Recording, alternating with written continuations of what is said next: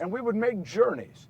Many times they were short journeys, but we made a great deal of long journeys. And once we were on a journey to a place called Caesarea Philippi.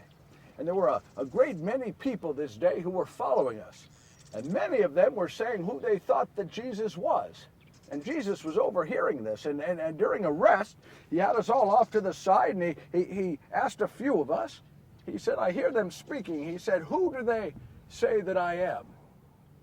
Well, he said, my brother Andrew spoke up, and he said, well, some say you're John the Baptizer, come back from the dead. Well, that couldn't be, could it? John and Jesus were alive at the same time. But sadly, Andrew has some of my genes. But then some of the others said, well, they believe you're one of the prophets come back from the dead. And then he looked at me.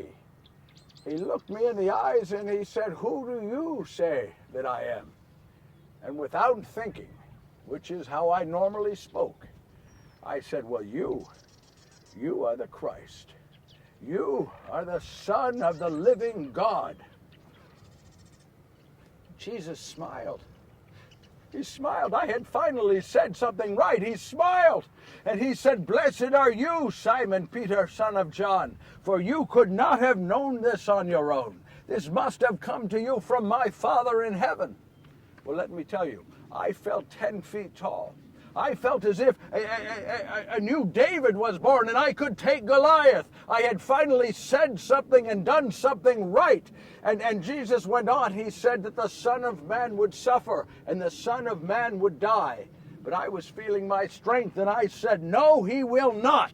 I will not allow it. My beloved, never in my life had I seen someone's face change as rapidly as did Jesus. It went from smiling to something I can describe not.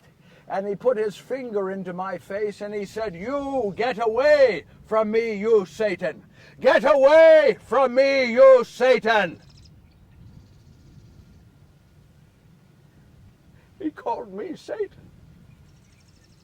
He called me Satan. How could I go from saying the right thing, doing the right thing one moment to doing and saying something so completely wrong the next?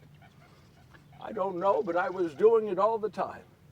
Yes, I was always saying the wrong thing, doing the wrong thing, disappointing Jesus. But each and every time I would go to him and I would say, Jesus, I am sorry, please forgive me. And you know that each and every time I asked for his forgiveness, he'd forgive me. And let me tell you, if he would forgive me, someone who should know better, he will most certainly forgive you.